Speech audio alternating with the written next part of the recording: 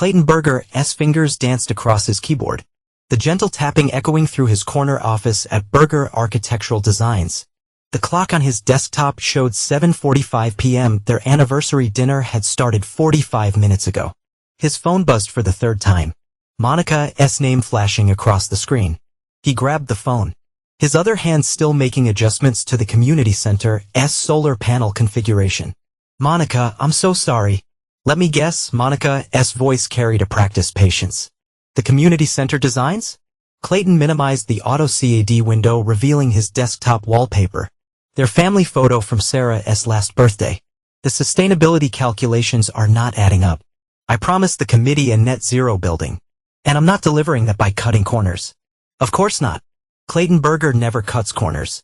There was something in her tone, something he missed entirely as he toggled back to his designs. "I suppose I'll see you at home. I'll make it up to you this weekend. Promise. Give Sarah a kiss for me if she's still awake. She's at her art studio, working on competition pieces." Monica paused. "Wesley's helping her with some techniques." Clayton smiled, warmth spreading through his chest. "I'm glad they bond over art.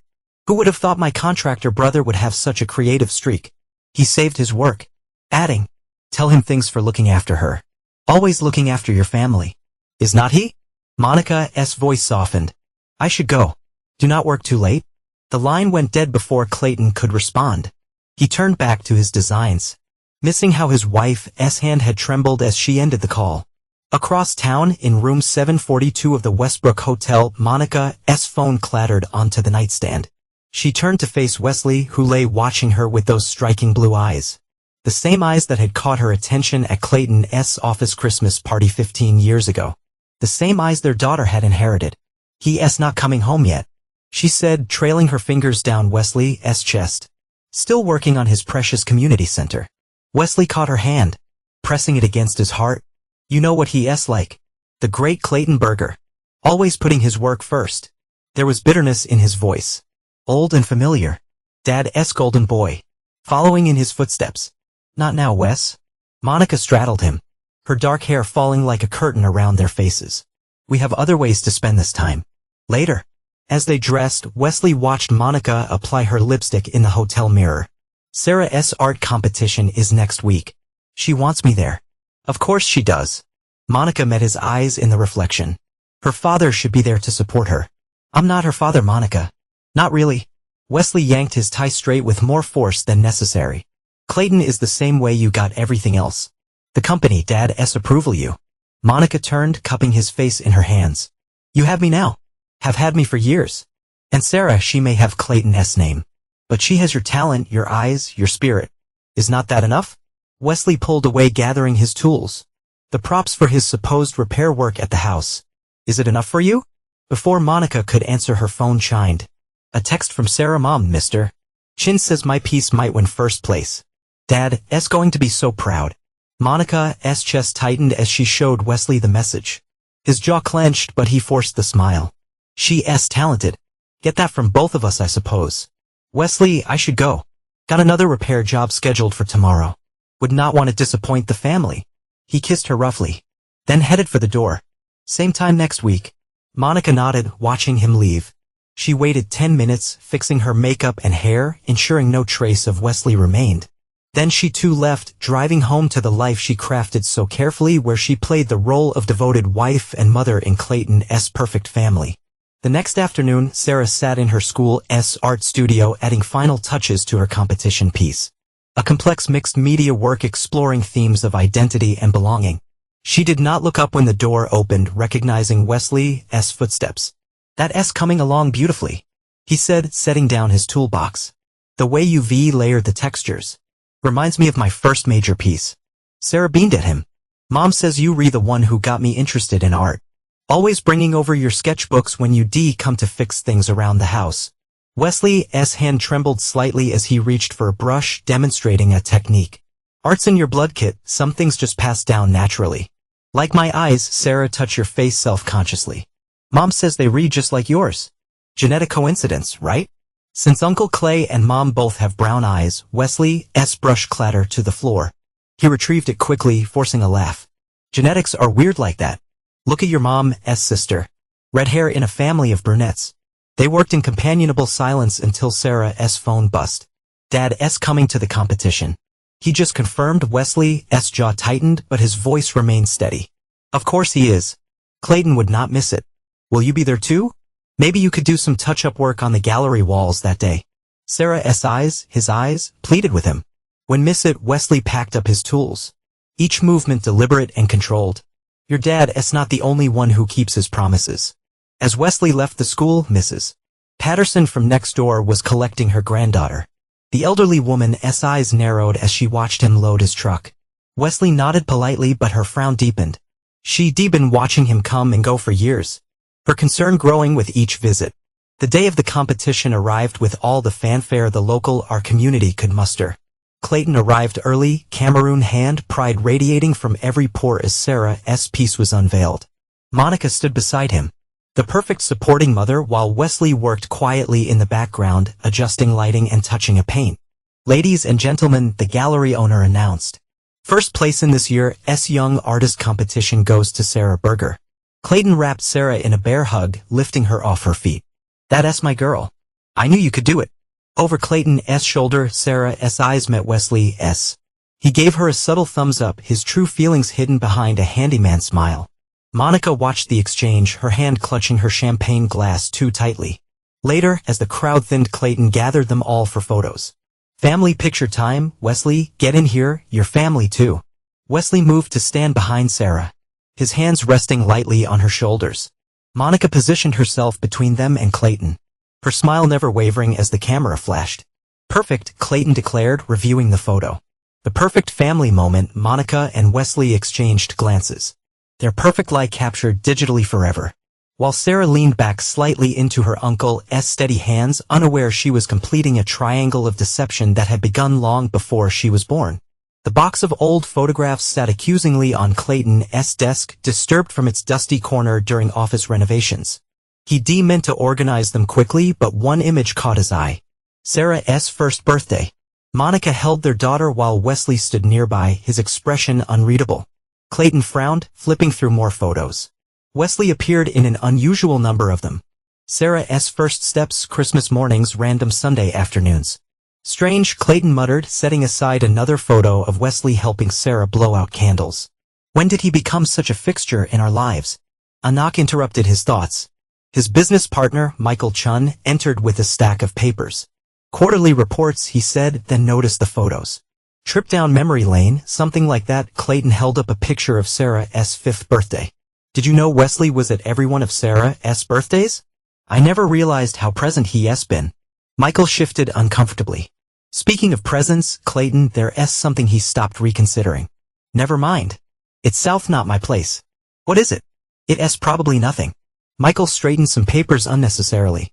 Just last month, when Monica said she was at that gallery conference in Chicago, I could have sworn I saw her at the Westbrook Hotel here in town. But I must have been mistaken. Clayton's phone buzzed. A text from Monica. Wesley's coming by to fix the kitchen sink. Do not worry about rushing home. Everything okay? Michael asked, noting Clayton's expression. Fine, Clayton tucked the photos away. Just how's maintenance issues? At home, Monica rushed through the kitchen, gathering things. Wesley's jacket left from his last visit needed hiding. She groaned careless lately, leaving traces of their affair where previously she'd been meticulous about erasing all evidence. The doorbell rang. Monica checked her reflection, smoothed her hair, and opened the door to find not Wesley but Sarah. Mom, you would not believe what happened in biology today. Sarah burst in, dropping her backpack. We're redoing blood types and something weird came up. Mine does not match what it should be, given yours and Dad's types. Monica's hand gripped the door frame. What do you mean? Well, you're type A and Dad's type B, right? So I should be either AB or AB. But I'm type OMS. Rodriguez says that S impossible unless. Your teacher is mistaken. Monica cut in sharply. The hospital must have recorded it wrong when you were called him tomorrow. But Sarah, please, I have a headache. Monica massaged her temples. Wesley will be here soon to fix the sink.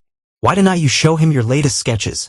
Sarah's face brightened at Wesley's name, then fell slightly. He's been here a lot lately. Is everything okay with the house? Old houses need contaminants, sweetheart. We're lucky to have Wesley, as if summoned by his name. Wesley's truck pulled into the driveway. Sarah ran to greet him, missing how her mother's hands shook as she quickly hid his jacket in the coat clasp. Wesley hugged Sarah, holding on a moment too long. "Hey kiddo, how's the art world's rising star?" "Confused about biology." Sarah replied, "Did you know about blood types?" "Sarah," Monica called from the doorway. "Homework." Now, once Sarah disappeared upstairs, Wesley approached Monica. "We need to talk, the sink first, in case Clayton comes home. To hell with the sink." Wesley grabbed her arm. "I see not do this anymore, Monica. The sneaking around. Watching my daughter call another man dad, pretending I'm just a helpful uncle who appears whenever something needs fixing." "Lower your voice," Monica hissed, pulling him into the kitchen. "What do you want me to do? Tell Clayton? Destroy everything. Maybe it needs destroying." Wesley ran a hand through his hair. "Sarah's asking questions about blood types. She's not stupid, Monica. Soon she'll figure it out." "No, she will not. Not unless you tell her." Monica's voice turned hard. "Remember our agreement. This arrangement works for everyone." "Worst for everyone?" Wesley laughed bitterly. "Worst for you, you mean? You get everything. The perfect husband, the perfect house, the perfect life. I get to watch my brother raise my daughter and screw his wife on the side." Neither of them noticed Mrs. Patterson at her kitchen window next door, watching with growing concern. She'd seen too much over the years. The lingering touches, the long visits when Clayton worked late. The way Wesley looked at Sarah. She needed to warn Clayton before. A sharp pain shot through her left side. The last thing Mrs. Patterson saw before collapsing was Wesley storming out to his truck, leaving the sink unfixed and Monica standing alone in her perfect kitchen surrounded by hairline cracks in her perfect lie. Later that evening, Monica sat at her computer, carefully transferring small amounts from the family account to her private one. Just in case, Wesley's outburst rattled her more than she cared to admit. Clayton's arrival interrupted her thoughts. "I'm home, Sarah." Monica quickly closed the banking window. "In here, darling." Clayton entered, looking tired. Wesley's truck was here earlier. The sink needed fixing. Monica kissed his cheek. He could not finish some emergency with another client. "Welcome back tomorrow. He's here a lot lately. We have an old house." Clayton nodded absently, loosening his tie. "I found some old photos today. Made me realize how much Wesley's been part of our lives. We're really lucky to have such a devoted brother. Are not we?" Monica's smile never wavered. "Very lucky. Sarah adores him." Speaking of Sarah, Clayton sat heavily. "I've been thinking about her eyes lately. Is not it strange? Both of us have brown eyes. Yet she has these striking blue ones. Just like Wesley's." Monica's heart stopped for a moment. But years of deception serve her well. Genetics are funny that way. Remember what the doctor said about recessive genes? Clayton smiled, but something fell off about it. "Of course, how was your gallery conference in Chicago last month?" "Productive." Monica turned away. "Organizing papers unnecessarily. Made some good contacts." "Fine. Michael thought he saw you at the Westbrook Hotel that week." Monica's hand stilled. "Michael was mistaken. That's what I told him." Clayton stood. "I should check on Sarah." "Oh, and Monica? Happy anniversary. Sorry about missing dinner last week." As Clayton climbed the stairs, Monica's composed facade cracked slightly. She pulled out her phone, typing quickly to Wesley. "We need to be more careful." Clayton's asking questions. Wesley's response came immediately. Then let's give him answers. "I'm tired of hiding." Monica deleted both messages. Her hands trembling. Upstairs. She could hear Clayton and Sarah laughing about something. Her perfect life balanced on a knife's edge. And she could not tell if it was about the fall. The canceled meeting in Boston had been a blessing in disguise. Clayton's flight landed 4 hours earlier than expected, giving him time to surprise Monica with the anniversary dinner he'd promised to make up. He pulled another driveway at dusk, noting Wesley's truck parked on the street. Another repair job? No doubt. Clayton collected his briefcase and the roses he'd bought at the airport. The house seemed quiet. No lights in the front rooms. He walked around back, heading for the garden entrance he often used when working late. Monica's voice drifted from behind a greenhouse, accompanied by a lower murmur he recognized as Wesley's. Clayton slowed his steps, not wanting to interrupt what was probably a discussion about house repairs. Then Monica's laugh cut through the evening air. A laugh he'd never heard before, rich with intimacy and mockery. "God, he's such a pathetic fool," she was saying. "Things he'd just come over to help with house repairs. If only he knew you'd been keeping his bed warm for a decade." Clayton's hand tightened on the rose's thorns digging into his palm. Even better, Monica continued, his precious little princess. She has her DNA, not his. The roses fell silently onto the grass. Clayton stood perfectly still. Years of professional discipline holding him together as his personal world imploded. We should tell him. Wesley's voice now, urgent and low. Sarah deserves to know her real father. And risk losing everything? No. Clayton's the perfect husband. Successful. Trusting, completely oblivious. Why rock the boat? Because I'm tired of watching my daughter call him dad. Lower your voice. Mrs. Patterson's already suspicious enough. Clayton backed away silently, his movements measured and controlled. Inside his home office he sat at his desk, opened his laptop and began to type. His hands did not shake. His breathing remained steady. Years of managing high-stress projects had taught him how to function through crisis. First he accessed their financial accounts. Joint checking, savings, investment portfolios. Everything they built together over 16 years of marriage. Next he pulled up his international contacts list. A decade of designing buildings across Asia had left him with a network of trusted allies. He began composing emails, his architect's mind already drafting blueprints for a different kind of construction.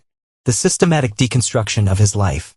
Behind him, through the office window, he could still hear them in the garden. Their voices had dropped to murmurs again, punctuated by occasional laughter. Each sound drove Clayton's fingers faster across the keyboard as he methodically executed the first phase of his plan. He accessed the firm's financial systems next. As majority shareholder, he had complete control. Every project, every contract, every asset would need to be accounted for. He created a detailed spreadsheet, his trained eye for detail catching every nuance, every possibility. His phone buzzed, a text from an international number he recognized. Good. Things were already in motion. He replied with a series of coded instructions. Then turned to his personal documents. Passport, birth certificate, property deeds. Everything he'd need. The garden door slammed. Clayton heard Monica's heels on the kitchen tile. Then Wesley's heavier footsteps. Their voices carried through the house. Sent on next week? Wesley asked. Clayton has the charity dinner. I'll text you. You should come by the hotel earlier. I have something special planned. Their voices faded as they moved toward the front door. Clayton continued typing. Each keystroke another brick in the foundation of his response to their betrayal. He heard the front door open and closed. Then Wesley's truck starting up. Monica's footsteps approached his office. Clayton minimized his windows, pulling up a community center design instead. Clayton. Monica's surprise seemed genuine. You're home early. What happened to your meeting? He turned, meeting her eyes. The eyes that had lied to him for a decade. Cancelled. Thought I'd surprise you. His voice remained perfectly steady. Wesley here for repairs. Just checking the greenhouse ventilation. Monica smiled. That same smile he trusted for 16 years. Dinner? I can throw something together. Already eaten. Clayton turned back to his computer. Going to work late. Do not wait up. Always working. Monica's hand touched his shoulder. He forced himself not to flinch. Do not stay up too late. After she left, Clayton reopened his other windows. His phone buzzed again. Sarah this time. Night to add. Love you. Red heart. Clayton stared at the message. His composure cracking for the first time. His daughter. Not his daughter. His princess. Their lie. He took a deep breath, studying himself. Then he began typing again. Faster now. The plan was taking shape. Every detail would need to be perfect. One mistake, and they'd see him coming. He would not give them that chance. Our past. Clayton heard Monica go to bed. Around midnight his phone buzzed one final time. Confirmation from his contact in Singapore. Everything was ready. He leaned back in his chair, looking at the family photo on his desk. Monica, Sarah himself. All smiling. All perfect. All lies. He placed the photo face down, then returned to his work. By dawn Clayton Berger's escape plan was complete. In the garden, the roses he dropped lay forgotten, their petals scattered by the night breeze, much like the pieces of his shattered life. But unlike those fallen petals, Clayton had no intention of letting his future scatter to the wind. They had built their perfect lie at his expense. Now he would build something else. The perfect revenge. He saved his files, encrypted his plans, and cleared his browser history. In a few hours, Monica would wake up to what she thought would be another normal day in her perfect life. She had no idea that her decade of deception had just met its match in a methodical mind of the man she so gravely underestimated. Clayton stood straightening his tie. Tom is set things in motion. They played their game for 10 years. Now it was his turn. The morning sun had not yet touched the windows of Clayton's office when he began executing his plan. His computer screen reflected a complex web of financial transactions, each carefully designed to be untraceable. Numbers shifted from account to account, disappearing into a maze of international transfers. Mr. Berger, his secretary's voice crackled through the intercom. Mr. Yamamoto from Singapore is on line 1. Clayton picked up the phone. Hiroshi, thank you for accommodating my timeline.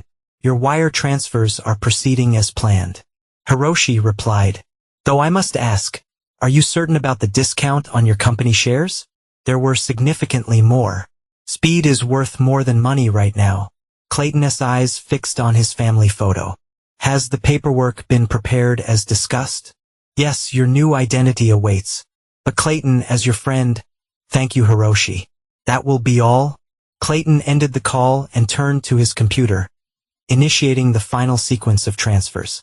Across town, Monica woke to an empty house. Nothing seemed amiss at first. Clayton often left early for work. She made coffee, checked her phone, found at the lack of messages from both Clayton and Wesley. The silence felt different today, heavy with something she could not name. The doorbell rang at 9 a.m. A courier handed her a thick envelope and departed without a word. Monica's hands trembled as she opened it. Legal papers spilling onto the kitchen counter. Divorce papers. Asset transfer notifications. Bank statements showing empty accounts. Her coffee cup shattered on the tile as she frantically dialed Wesley's number.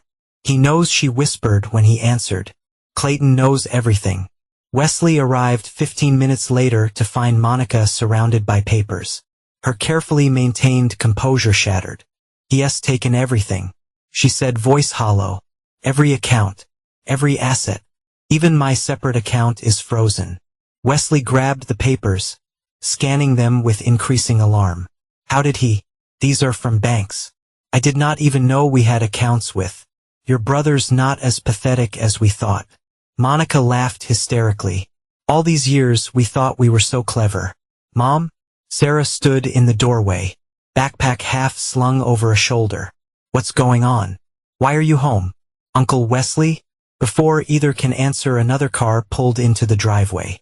Through the window, they watched Clayton's lawyer Richard Chun approached with another stack of documents. Mrs. Berger. Richard's voice was professionally detached as he entered the kitchen. Mr. Barnes. Miss Berger. I have some documents requiring your immediate attention.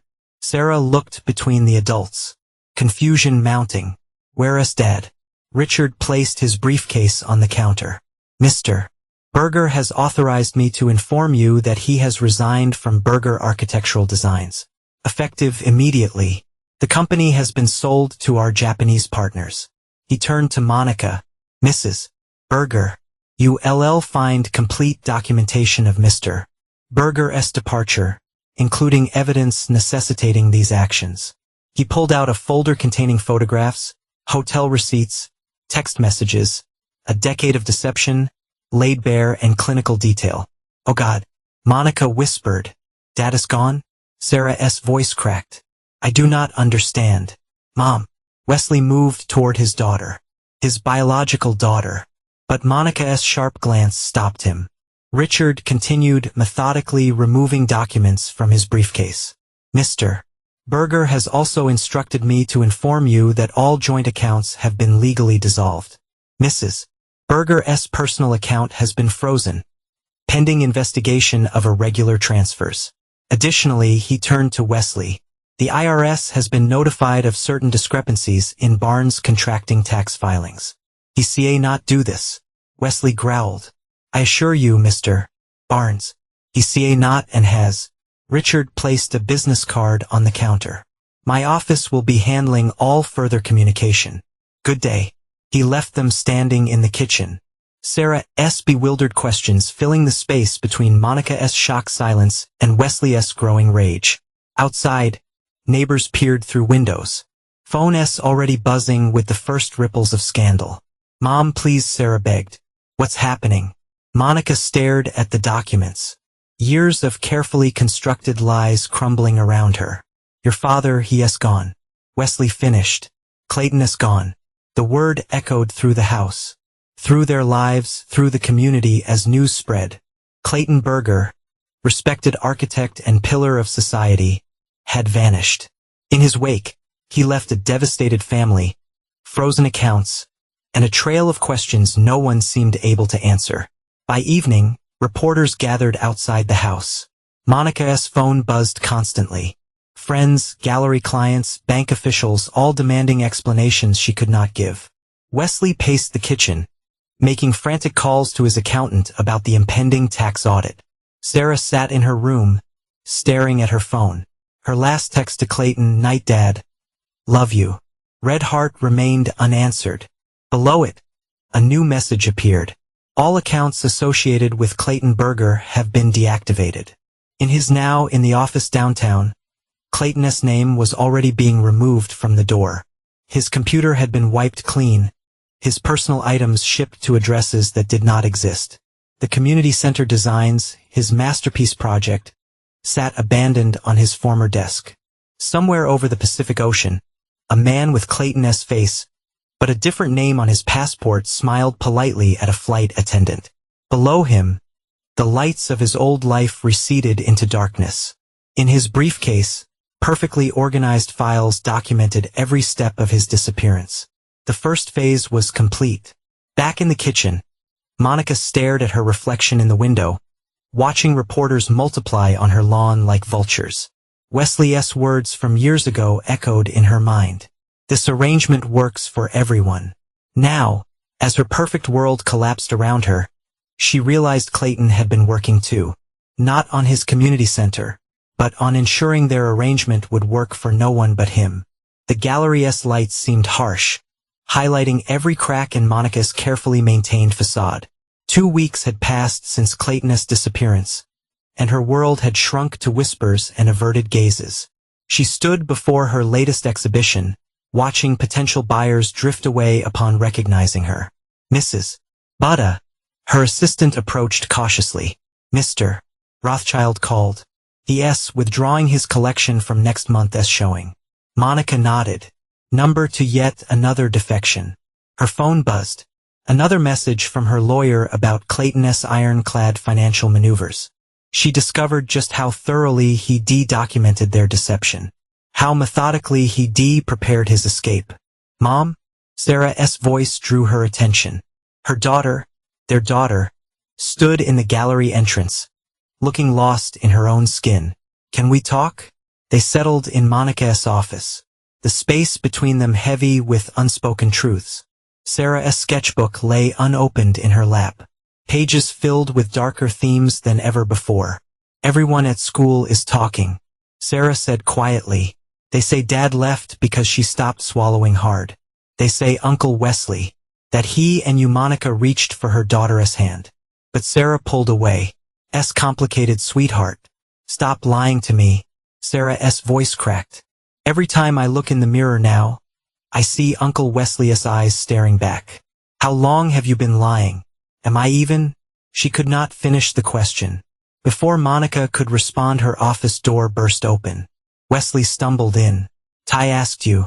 Eyes wild. "They re-auditing everything. Every contract, every invoice." Clayton did not just alert them to recent files.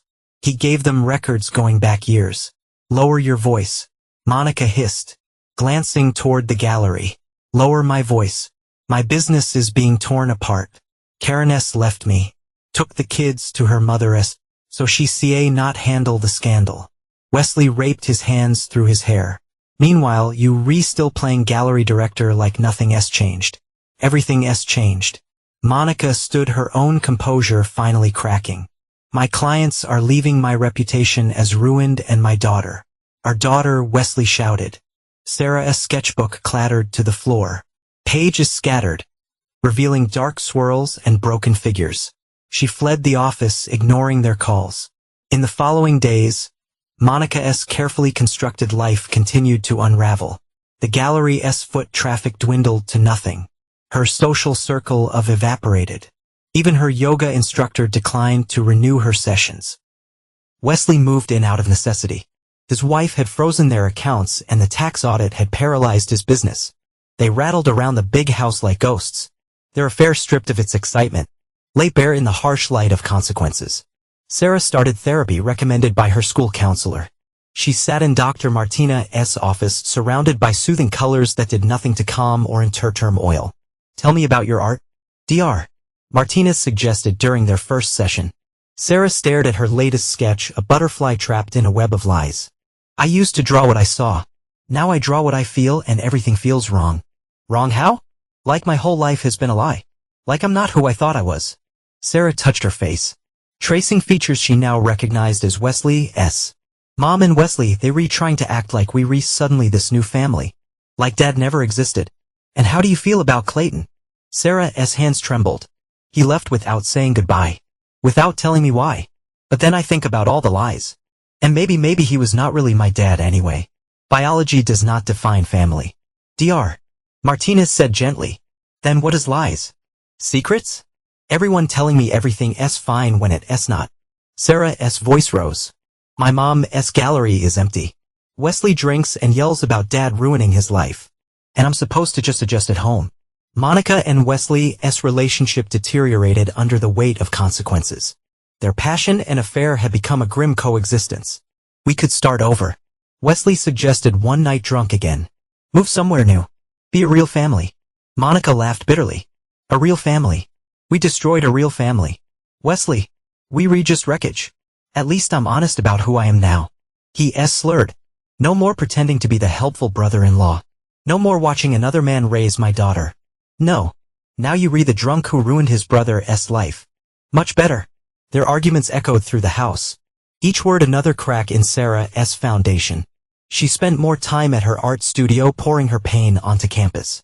Her work grew darker, more complex, drawing attention from galleries that quickly withdrew interest upon learning her name. One evening Monica found Sarah in Clayton's old office, sitting at his empty desk. "I got a name, biology," Sarah said without looking up. "We learned about genetic traits. Blue eyes are recessive. 2 brown-eyed parents not have a blue-eyed child.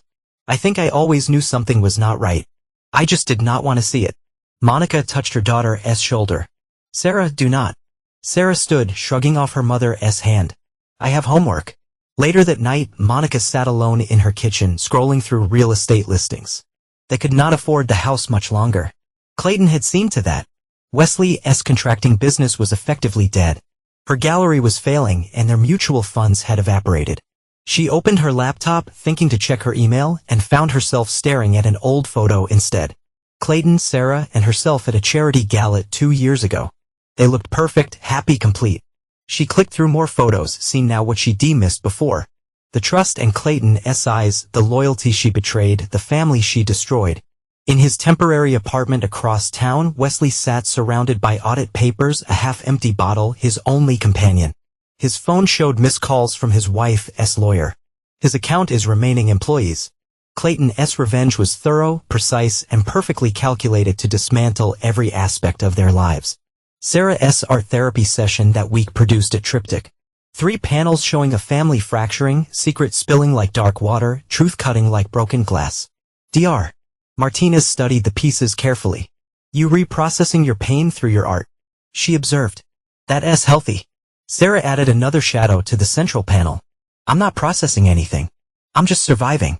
3 months after Clayton's disappearance, Sarah found herself studying her reflection in her bedroom mirror.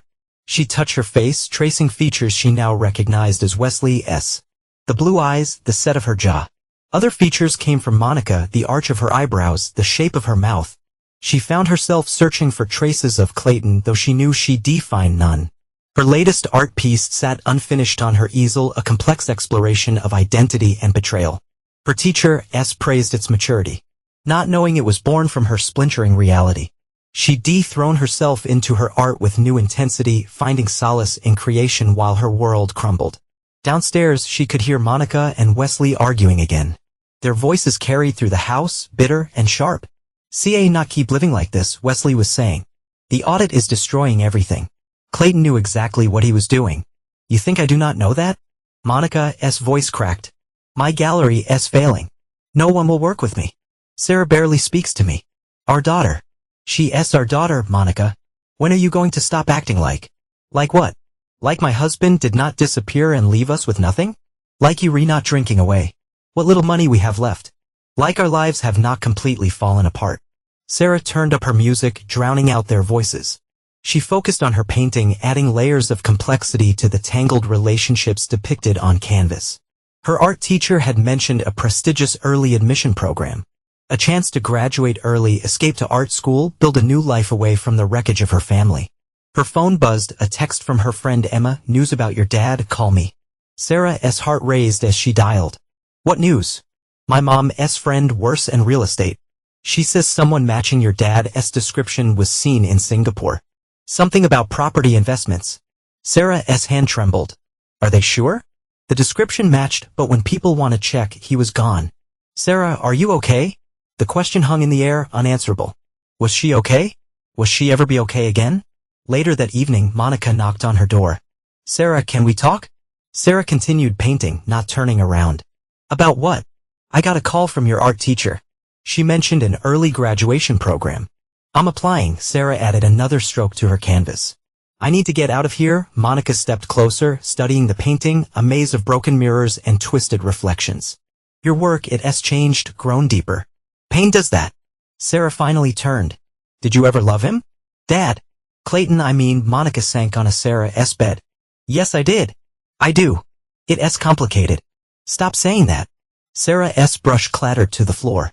"Everything's complicated with you. The affair was complicated. The lies were complicated.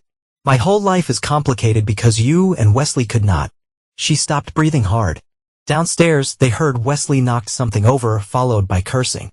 Monica closed her eyes briefly. He's drinking again. He lost another appeal on his contracting license. Monica sounded tired. The audit found irregularities going back years. "Clayton, your father. He was very thorough." Sarah picked up her brush, turning back to her painting. "He always was, methodical, precise, perfect." She added a dark slash across the canvas. "Unlike his perfect wife and perfect brother." "Sarah, I have homework." The dismissal was clear. That night, Sarah lay awake, scrolling through old family photos on her phone. She paused on one from her 13th birthday. Clayton teaching her to use his expensive camera, both of them laughing. The memory felt sharp enough to cut. Her mom's voice drifted up from downstairs. "Private investigator found nothing. It's like he's disappeared completely." Wesley's response was slurred. Clayton always was the smart one. Dad's favorite. Perfect Clayton with his perfect life. Until we stop, just stop. Sarah closed her eyes, willing sleep to come. Her phone buzzed one last time. An email notification from an anonymous account. Her heart stopped when she opened it. An application fee payment confirmation for the early graduation program. The sender's name was masked, but she knew. Somehow she knew. The next morning, Monica found another envelope in their mailbox. No return address, no markings, just her name in type letters. Inside was a single photograph. Clayton that would appear to be an Asian airport dated 2 days ago. She studied his face, thinner, tanned, but unmistakably him. On the back, type numbers match dates and amounts from her secret account transfers over the years. "He's taunting us," Wesley said when she showed him the photo. He was nursing another hangover, his hands shaking as he held the image. "Showing us he can see us, but we see not find him." Monica placed the photo in her desk drawer alongside the growing collection of similar messages. Each one a reminder of Clayton's invisible presence in their lives. He's not taunting Wesley. He's hunting, methodically, patiently, exactly like he always did everything else. Upstairs, Sarah worked on her application essays, pouring her pain into carefully crafted words. Her art portfolio grew darker, richer, more complex. Teachers whispered about her talent born from tragedy. Fellow students kept their distance, the scandal still too fresh, too fascinating. Wesley's phone rang, his lawyer again. The appeal on his contracting license had been denied permanently. As he listened to the legal explanations, his eyes fixed on the bottle on Monica's kitchen counter. 10 years of secret meetings in hotel rooms had devolved into this. living in his brother's house, drinking away his days, watching his daughter avoid his gaze. We could try another appeal, his lawyer was saying. With what money? Wesley laughed bitterly. Clayton made sure we would not have that kind of resources again. Later that week, Sarah said in Dr. Martinez's office, describing her latest artwork. It's about perception, she explained, how we see ourselves versus how others see us versus what's actually true. If there even is a truth anymore, and how do you see yourself now? Dr. Martinez asked. Sarah stared out the window, as a collage, pieces of Monica, pieces of Wesley, pieces of the life I thought I had with Clayton. None of them fit together anymore, but they all still there. That evening, Monica found Wesley in Clayton's old office, surrounded by empty bottles. We need to talk about Sarah, she said, about her graduating early, running away. You mean? Wesley did not look up, not blame her. We destroyed everything she believed in. We did what we do not. Wesley finally met her eyes. Do not say it was complicated. Do not say we had our reasons. We were selfish, Monica. We wanted what we wanted and did not care who we hurt. And now, he gestured at the empty office, the scattered bottles, their broken lives. Now we get to live with. Sarah listened from the hallway, her heart aching. She returned to her room, to her canvas, to the only truth she could still trust, her heart. As she painted, she thought about Clayton, wondering if he could see them now. What do you feel? Satisfied, knowing how thoroughly they unraveled? Or was this just the beginning? Monica spent that night sorting through gallery correspondence. More cancellations, more polite rejections. Their money was running out. The house would have to be sold soon. Wesley's drinking consumed what little income they had left. She looked at her reflection in her dark and laptop screen, barely recognizing the woman she'd become. In the garden, the greenhouse where Clayton had overheard their betrayal stood empty. Its glass panels reflecting the moonlight. Sarah sometimes sat there, sketching, trying to capture the moment when their perfect lie had finally shattered. Her latest piece hung in her room, a trip to showing the greenhouse from 3 perspectives, before the revelation, during the fatal conversation, and after Clayton's disappearance. Each panel darker than the last.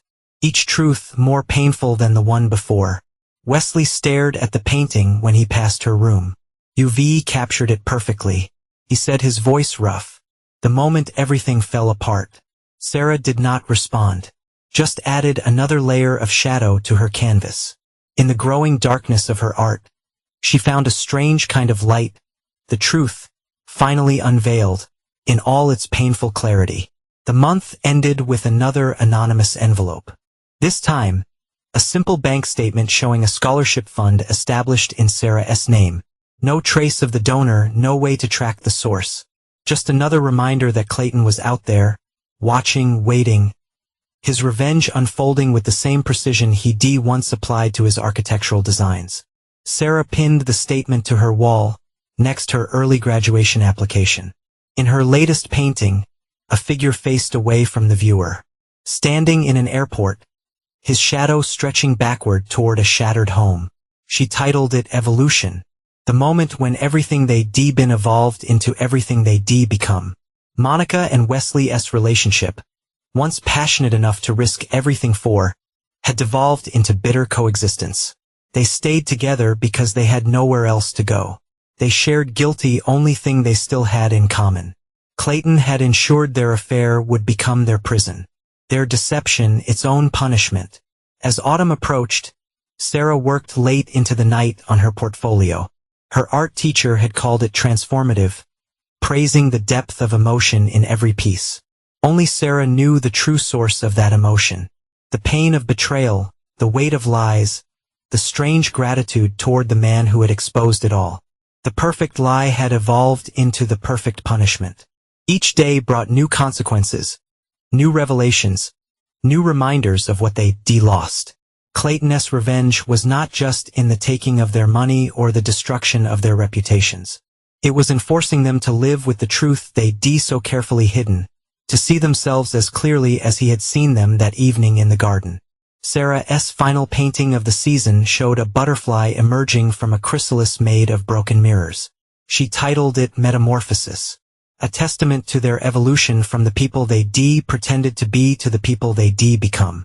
The perfect lie had transformed them all, and Clayton, even in his absence, conducted their evolution like a master architect, designing their destruction with the same precision he once used to build their life. The man who had once been Clayton Berger studied his reflection in his hotel mirror, adjusting his tie with the same precision he once applied to architectural drawings. 2 years had transformed him. His hair styled differently, his frame leaner, his eyes holding new depths. Even his accent had shifted, acquired hints of his time in Asia. He opened his laptop, reviewing the intelligence his private investigators gathered. Monica and Wesley's attempts to rebuild their lives played out in a series of photographs and reports. Their new apartment, modest compared to the house they lost. Monica's small gallery venture in a less prestigious part of town. Wesley's frustrated attempts to restart his career under a different business name. The art community had gathered for the exhibition's closing, witnessing the final act of Clayton's calculated revenge. Critics praised Sarah's work, noting how it captured the complexity of truth and deception. Among them, whispers spread about the real story behind the paintings, the family drama that had inspired such powerful art. "Your flight to Paris leaves next week?" Clayton asked as they walked through the gallery one last time. Sarah nodded, pausing before a portrait of a fractured family. Will you come visit?" "Whenever you want." Clayton's voice softened. "On your terms, your timeline." Wesley appeared at the gallery entrance, looking haggard. Security moved to stop him, but Clayton raised his hand. "Let him say goodbye." Wesley stumbled slightly as he walked toward them. "Sarah, please. You see, not just leave?" "I can," she replied calmly. I'm your father."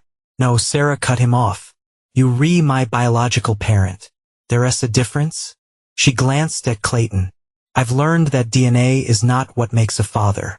Monica watched from the doorway as Wesley's face crumpled. The community that had once embraced them now turned away. Clayton's revelations having exposed every attempt they made to rebuild their lives on fresh lies. "The Paris scholarship," Monica said quietly. "All this time it was you, Clayton?" Sarah's talent earned her the spot. He replied, "I just made sure she had the opportunity to be seen." The gallery owner approached with final paperwork. Sales had exceeded expectations. Sarah's truth had resonated with collectors who recognized authentic pain transformed into art. Clayton watched as Sarah signed the documents. Her hand steady. She had grown stronger through this, finding her voice in the midst of chaos. His revenge had not just been about destroying Monica and Wesley's dissections. It had been about giving Sarah the space to discover her own truth. "The movers will pack your studio next week," he said. "Everything will be shipped to Paris ahead of you." Wesley made one last attempt. "Sarah, we can fix this. Your mother and there's nothing to fix." Sarah interrupted.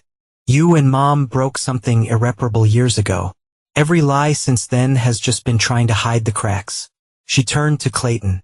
"But sometimes broken things become art. Sometimes the truth, however painful, sets us free." The community had watched the drama unfold over 2 years. Clayton's disappearance, Monica and Wesley's fall from grace, and now this final act. His revenge had not required violence or direct action. He had simply exposed their lies and let truth do its work. Monica's gallery remained locked, her reputation in the art world destroyed. Wesley's contracting license was permanently revoked. His attempts at rebuilding his business floored at every turn. They had lost everything: social standing, financial security, and most importantly, their daughter's trust. But Clayton had gained something unexpected. Not just revenge, but redemption. In supporting Sarah's art, in watching her transform pain into beauty, he had found a way to rebuild what mattered most. The relationship with the daughter who, despite biology, was truly his. "Ready?" he asked Sarah as the gallery lights dim for the last time. She looked at her parents. Monica tried to maintain composure. Wesley broke in by revelations, then turned to Clayton. "Yes, I'm ready for truth now." They walked out together, leaving Monica and Wesley in the empty gallery, surrounded by paintings that told the story of their destruction. Clayton's revenge was complete, not through violence or direct action, but through the simple, devastating power of truth exposed. The community that had once whispered about Clayton's disappearance now nodded in understanding. His calculated revenge had revealed not just Monica and Wesley's betrayal, but the strength of the bond between a father and daughter. A bond formed not by blood, but by love and choice. As they left the gallery, Sarah looked up at Clayton. Truth really does write its own endings. Does not it? Clayton smiled. Genuine warmth replacing the cold precision of revenge. No, Sarah, you wrote this ending. Through your art, your strength, your choices. I just made sure everyone could read it clearly. Behind them, Monica and Wesley stood in the empty gallery. Their attempted fresh start shattered like the mirrors in Sarah's paintings. They had lost everything. Each other, their daughter, their future. While Clayton had found something more valuable than revenge. Honesty, redemption, and the unshakable bond with the daughter who had chosen him. Just as he had chosen her dead Mr. Yamamoto. A knock at his door. Your car is ready. Thank you. His voice carried the slight lilt he cultivated during his time abroad. James Yamamoto. His new identity crafted as carefully as any building he'd ever designed. The car wound through familiar streets that felt strange now. He'd chosen his timing carefully. Sarah's first major exhibition opened in 3 days at the Hamilton Gallery. The same gallery that had rejected Monica's application 6 times in the past year. His phone buzzed with an update from his team. Monica and Wesley had just signed a lease on a small event space, planning their modest wedding. The irony almost made him smile. They destroyed his marriage to be together. And now they were trying to build something legitimate from the ashes of their affair. At the Hamilton Gallery, preparations for Sarah's exhibition were underway. Through the windows, he watched his daughter. No, not his daughter, but the child he'd raised and loved, directing the placement of her pieces. Her work had evolved, grown deeper, more complex. Pain had seemed had been an excellent teacher. The prodigy returns, a voice beside him said. Clayton turned to find Michael Chun, his former business partner, studying him with careful eyes. Hello, Michael? I almost did not recognize you. Michael glanced at the gallery. She's talented. It's better every year. You've kept in touch? Someone had to. Michael's voice held an edge. After you disappeared, after I discovered my wife and brother's decade-long betrayal. Clayton corrected quietly. Michael nodded slowly. Your revenge was thorough. It's not finished inside the gallery. Sarah stepped back from a large canvas. A complex piece showing fracture reflections of family photographs. Clayton had followed her progress through art school, anonymously funding her education while watching her turn their family's destruction into haunting beauty. His phone buzzed again. Monica's latest gallery venture had just lost its primary investor. Right on schedule. Wesley's attempt to register a new contracting business under his cousin's name had been flagged for investigation. The pieces were falling into place. Will you tell her? Michael asked, nodding toward Sarah. About the funding? The anonymous support? Clayton straightened his tie. She'll know soon enough. He timed everything precisely.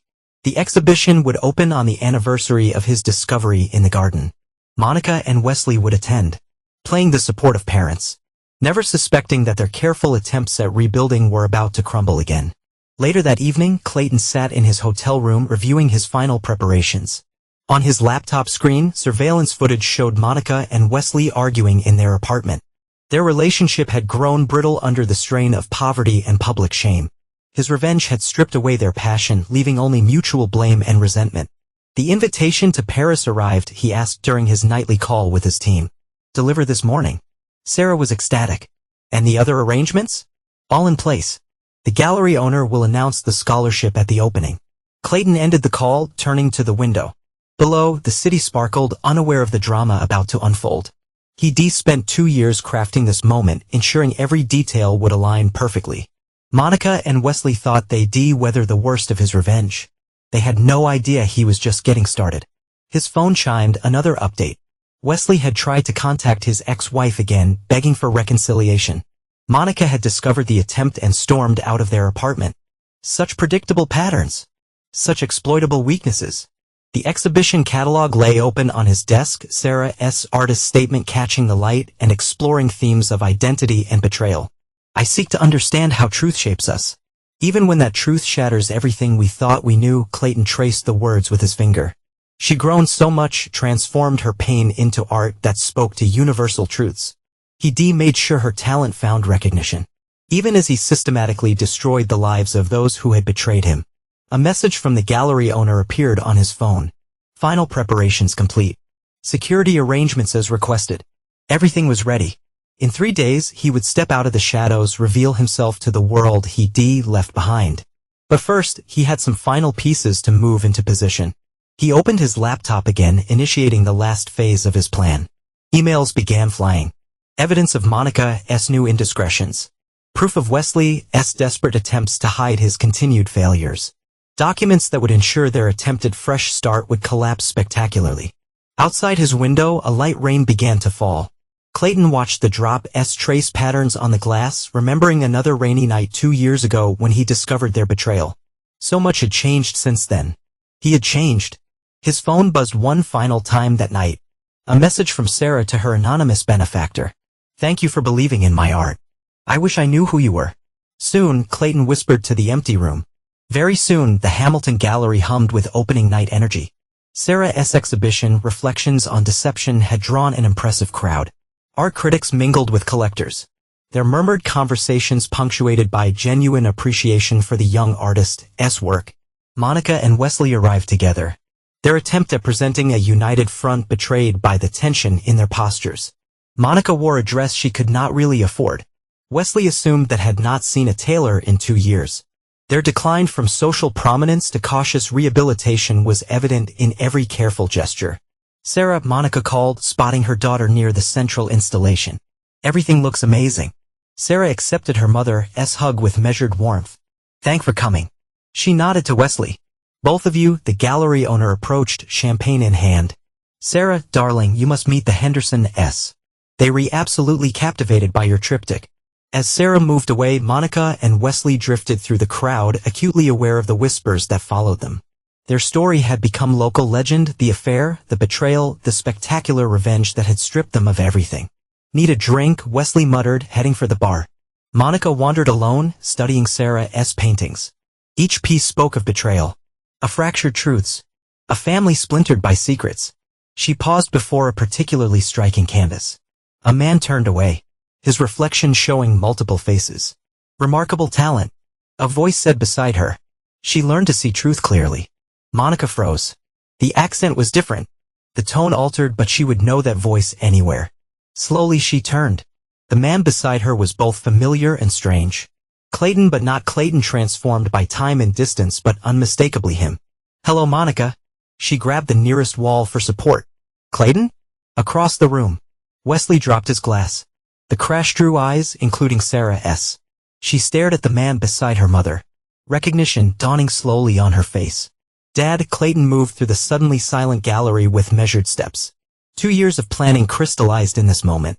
He stopped before Sarah, noting how she'd grown. How her art had matured. Your work is extraordinary, he said softly. Sarah's hand trembled as she reached out, touching his sleeve as if to verify he was real. You're him, the anonymous owner. The support all these years. Sarah, Monica stepped forward. Sarah, please. Please, what, Monica? Clayton's voice carried across the hushed gallery. Please do not tell her how her mother and uncle betrayed her father. Please do not mention the decade of lies. Wesley pushed through the crowd. You son of a bitch. You think you could just walk back in here? Actually, Clayton removed an envelope from his jacket. I see not. Especially since I own this gallery now. Monica's face went pale. What? Along with the building where your new gallery was going to open, Clayton's smile held no warmth. And the company your cousin was going to use to restart Wesley's contracting business. I've been busy these past 2 years. Sarah moved between them. Stop it. All of you. Sarah. Wesley reached for her arm. We can explain. Explain. Clayton's voice turned hard. Like you explained your relationship with Karen last month. Trying to reconcile with your ex-wife while planning a wedding with Monica. Monica whirled on Wesley. What? Or should we discuss Monica's recent indiscretions? Clayton continued. The young artist she's been mentoring quite. Personally, the gallery crowd murmured. Phone's appearing to capture the unfolding drama. Sarah backed away from all of them. Her face a mask of pain and revelation. You knew, she asked Clayton. All this time, you knew where we were? I never left. Clayton said quietly. I just stepped back to watch the truth through its work. A security guard appeared at his side as planned. Sir, the documents he requested. Clayton took the folder, removing photographs and papers. Evidence of Monica and Wesley's continued deceptions to each other, to the world, to themselves. He laid them out on a nearby table like pieces of a forensic investigation. Every lie, he said calmly. Every betrayal. Every attempt to rebuild your lives on fresh deceptions. All documented. All preserved. Monica's carefully maintained composure cracked. Why? You've already destroyed us. What more do you want? Justice. Clayton replied. Truth. The same thing Sarah explores in her art. The gallery owner stepped forward, reading the room's tension. Perhaps we should. No. Sarah's voice cut through the chaos. No more hiding. No more lies. She turned to Clayton. You've been watching us? Supporting my art while destroying their lives. Supporting truth. Clayton corrected. Your truth. Expressed through art. Their truth. Exposed through consequences. Wesley lunged forward suddenly. Rage overcoming caution. Security intercepted him smoothly, professionally. Everything proceeding according to Clayton's careful choreography. Sarah, Monica pleaded. You have to understand. I understand everything now. Sarah's voice shook. The anonymous support. The pair of scholarship. The gallery connection. It was all you, was not it? Clayton nodded. You deserve the chance to develop your talent. To tell your story through your art. While you wrote the ending. Sarah whispered. The gallery had become a theater. The audience silent as the family drama reached its climax. Monica's young artist lovers slipped quietly toward the exit. Wesley's ex-wife Karen, invited anonymously by Clayton, watched from the corner with undisguised satisfaction. The truth writes its own endings. Clayton said, gathering the damning documents. I just made sure everyone could read them clearly. Security began quietly escorting the stunned guests toward the exits. This part of the evening was for family only. The final act of a play 2 years into making. Sarah stood before her central piece. A massive canvas showing a family photo being slowly erased. Truth bleeding through the fading lies. She looked between her parents, the weight of revelation heavy in her eyes. All this time, she said softly, I painted what I felt. But I never knew I had an audience who understood exactly what I was trying to say. Clayton moved to stand beside her, studying the painting. You said it perfectly. Through every piece. Every brush stroke. Monica and Wesley remained frozen. They carefully reconstructed world crumbling around them once again. The truth Clayton had unleashed would destroy their wedding plans. Their fresh start. Their attempts to rewrite their story. The gallery lights dimmed slightly. A pre-arranged signal. Time for the final revelations. The last pieces of Clayton's calculated revenge falling in a place like the tumblers of a lock. Morning light filtered through the gallery windows, illuminating the aftermath of the previous night's revelations. Sarah sat alone before her paintings. Her world rearranged yet again. But somehow clearer now. Footsteps approached. Clayton carrying 2 coffee cups. I remember you take it with honey instead of sugar. Sarah accepted the cup, studying him over its rim. You renumbered a lot of things. Watched a lot of moments. Every important one. Clayton settled beside her. Your first gallery show. Your early graduation. Every step of your journey. While systematically destroying their lives. While letting truth destroy the lies they built. Clayton sipped his coffee. Their essay difference. Across town, Monica stood in their half-packed apartment. The wedding venue had canceled. Clayton's ownership of the building had come with termination clauses. She had not bothered to read. Her new gallery space. Her fresh start. All evaporated like morning mist. Wesley was gone. Fled to Karen's house in a desperate attempt to salvage something from the wreckage of his life. But Karen, forewarned by Clayton, had changed the locks and filed a restraining order. You have to admire the thoroughness. Monica's lawyer said over the phone. Every contract, every agreement, every plan you've made. He found ways to dismantle them all. Back at the gallery, Sarah led Clayton through her exhibition. This one, she paused before a particularly complex piece, is about the moment I realized who I was. And was not. The genetic truth did not change who you are. Clayton said quietly. Did not it? Biology is not destiny, Sarah. We reshaped by choices. Not chromosomes. A messenger arrived with an envelope. The formal offer from the Paris Art Academy. Sarah opened it with trembling fingers. A full scholarship, she whispered.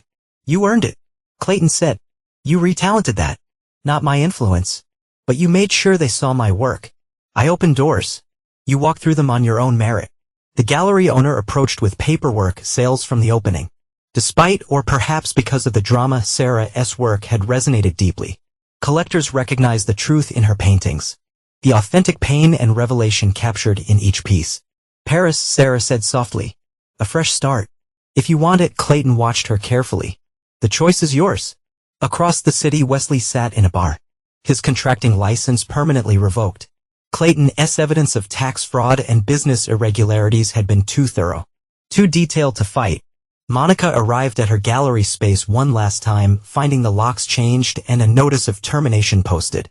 Her young artist lover had already accepted a position at a gallery in Seattle, leaving only a brief text goodbye.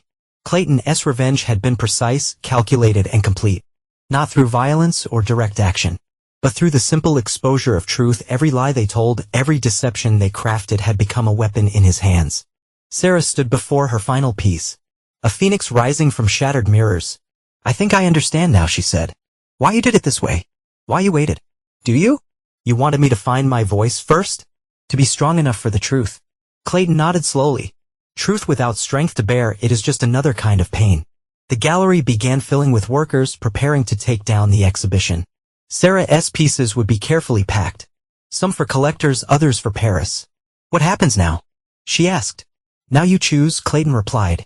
Paris, art, truth, your own path, and them, they chose their path long ago. Every lie, every betrayal was a choice. Monica appeared at the gallery entrance, hesitating. Security moved to intercept her, but Sarah held up her hand. Let her in. Monica walked slowly through the gallery. Her designer clothes from last night, replaced by simple jeans and a sweater. The transformation from society artist to disgrace curator was complete. Sarah, she began. I'm going to Paris. Sarah cut her off. I've accepted the scholarship. Monica's eyes filled with tears. I know I do not deserve to ask anything, but no, Sarah said quietly. You do not. Clayton watched the exchange silently. Seeing the strength in Sarah he'd helped nurture from afar. She was no longer the confused teenager he'd left behind, but a young woman who had transformed pain into art, betrayal into truth. The art community had gathered for the exhibition's closing, witnessing the final act of Clayton's calculated revenge. Critics praised Sarah's work, noting how it captured the complexity of truth and deception. Among them, whispers spread about the real story behind the paintings. The family drama that had inspired such powerful art. Sarah's art would travel to Paris, but it was not just an escape. It was a triumph. She had taken the shattered pieces of her family's deception and created something beautiful, something true. Clayton's revenge was complete. Not in the destruction of Monica and Wesley's lives, but in the preservation of what mattered most, his bond with Sarah built not on blood, but on choice, on truth, on love that survived betrayal. Epilogue. 5 years after the exhibition that changed everything, Sarah Berger stood in Paris's prestigious Gallery Lumiere, watching as her latest collection, Perfect Deception, was unveiled. The series of interconnected pieces told her family story through metaphor and memory. Each canvas a chapter in their shared history of truth and lies. Clayton moved through the crowd with quiet pride, his transformation from vengeful architect to supportive father complete. The years in Asia had changed him permanently, his bearing more relaxed, his smile easier, though his eyes retained their methodical attention to detail. He built a successful international consulting firm, designing sustainable communities across Southeast Asia while maintaining his careful watch over those who had betrayed him. The composition is extraordinary, a French critic remarked, studying a triptych that dominated the gallery's central wall. The way UV captured familial deception, it's both universal and painfully personal. Sarah nodded, touching the delicate gold pendant Clayton had given her on her graduation from the Paris Art Academy. Truth has its own beauty, she replied in perfect French. Even when it hurts. The pendant was a butterfly emerging from a chrysalis made of broken mirrors. A physical embodiment of the transformation she'd undergone. At 20, she'd become one of Paris's most promising young artists. Her work sought after by collectors who recognized the depth of emotion behind each piece. Across the Atlantic, in a small apartment on the outskirts of their old city, Monica Castillo lived a diminished version of her former life. Her attempted revival in the art world had failed repeatedly, Clayton's influence ensuring that each new venture collapsed before it could take root. She taught basic art appreciation at a community center. Her class is half empty, her name is still carrying the taint of scandal. The young artist who had once been her lover had achieved moderate success in Seattle, but he never acknowledged their connection. Monica's reputation had become toxic. Anyone associated with her found their careers mysteriously stalled, their opportunities evaporating, like morning dew. Wesley Barnes had fared even worse. After his contracting license was permanently revoked, he'd cycle through a series of increasingly menial jobs. His drinking had worsened until a drunk driving incident landed him in mandatory rehabilitation. Karen, his ex-wife, had remarried and moved to California with their children. The courts had granted her full custody, citing Wesley's instability and financial troubles. He lived now in a small room above a hardware store, working as a handyman for cash under the table. Every attempt to rebuild his life had been methodically dismantled by Clayton's invisible hand. Bank loans were denied. Business partnerships dissolved before they could begin. Even rental applications mysteriously fell through. "Your mother sent another letter," Clayton mentioned quietly as he and Sarah studied her centerpiece. A massive canvas showing a family photograph being consumed by truth, the pain itself seeming to bleed reality through the perfect lie. Sarah's hand tightened on her wine glass, and the usual, asking for help, claiming she has changed. "Wanted to be part of your success." Clayton paused. "She's working in an art supply store now. Wesley's been in and out of rehab again." "Good?" Sarah's voice held no satisfaction, only acceptance. "Their choices had consequences. Just like you did. Just like mine." The consequences of Clayton's revenge had rippled through their community for years. Monica and Wesley's wedding had never happened. Their relationship had crumbled under the weight of poverty and mutual blame. They tried to stay together briefly, united by their shared fall from grace, but even that had failed. Monica had attempted to write a memoir, hoping to profit from the scandal. But publishing houses mysteriously lost interest after receiving certain documents about her ongoing deceptions. Wesley had tried to reconcile with Karen, only to find she'd been thoroughly warned about his desperate attempts to reclaim his old life. "Mrs. Patterson would have appreciated this," Sarah said, indicating a smaller piece that showed their old neighbor's house, where the first cracks in their perfect lie had appeared. The elderly woman had passed away 2 years after Clayton's revenge began, but she lived long enough to see the truth she tried to reveal finally come to light. Clayton's business partners had prospered under the Japanese acquisition. The community center project completed by others. Michael Chin had maintained loose contact, one of the few who understood the full scope of Clayton's calculated response to betrayal. The exhibition catalog included a foreword by a prominent art historian. "Imperfect Exceptions," Sarah Berger explores the archaeology of truth. How lies build upon lies until truth becomes an act of excavation. Her technique mirrors her subject matter. Layers of paint, revealing, and concealing.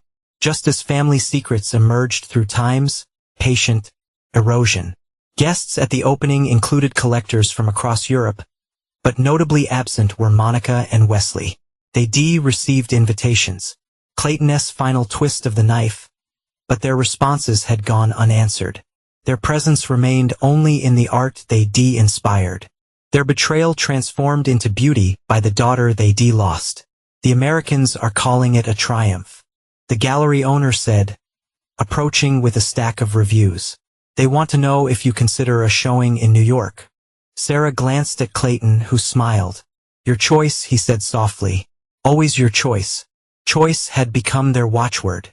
Their way of acknowledging that blood meant less than loyalty. That truth meant more than genetics. Clayton had chosen to raise Sarah as his own. Chosen to protect her even as he destroyed those who would betray them. Chosen to support her journey into art even as he methodically dismantled her biological parents' lives. In their old community, Monica and Wesley had become cautionary tales. Their names were whispered at dinner parties. Their story a modern parable about the price of betrayal. Monica's gallery space had been converted into a Trinity restaurant. Her artistic legacy reduced to teaching basic color theory to retirees. Wesley did odd jobs for people who once hired him as a contractor. The irony of his fall lost on no one. Sarah's art told their story, but not as they would have written it. Her paintings captured the complexity of betrayal, the way truth could heal even as it destroyed. Critics noted the technical brilliance, but what drew viewers was the emotional authenticity. The raw honesty of a daughter grappling with the lies that had shaped her life. "I have something for you," Clayton said as the evening wound down. He handed Sarah an envelope containing recent photographs. Monica leaving her small apartment for a shift at the art supply store. Wesley sitting alone in a diner, both of them aged beyond their years by consequence and regret. Still watching, Sarah observed. Always Clayton's voice held no anger now, only certainty. Some truths need maintenance. The exhibition would travel to London next, then Berlin. Each showing adding to Sarah's reputation as an artist who transformed personal pain into universal truth. Her success was her own, earned through talent and hard work. But Clayton had ensured her path remained clear of the obstacles Monica and Wesley repeatedly tried to place. They both attempted to contact galleries showing Sarah's work, offering interviews about the real story behind the paintings. Each time Clayton's quiet influence had closed doors, redirected opportunities, protected the truth Sarah had chosen to tell through her art. "Do you ever regret it?" Sarah asked as they left the gallery, Paris glittering around them. "Not the revenge, but let me know the truth.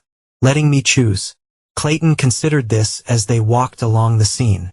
Truth without choice is not truth. That's just another kind of lie. You needed both to become who you are. Who she was had become increasingly clear. An artist of international reputation. A young woman who had transformed betrayal into beauty. A daughter who had chosen her father, just as he had chosen her. Her work hung in galleries across Europe. Each piece of chapter in their story of truth's triumph over perfect lies. Back in their old city, Monica closed another empty gallery exhibition. Her small showing of student work from her community center classes. She tried to leverage Sarah's success, mentioning their connection. But Clayton's influence had ensured her claims brought only embarrassment. Wesley watched his son's college graduation through social media posts. His attempts to reconnect with his children forwarded by restraining orders and his own inability to maintain sobriety. Every job application, every apartment viewing, every attempt to rebuild ended in mysterious rejection. The community that had once embraced them now treated them as object lessons.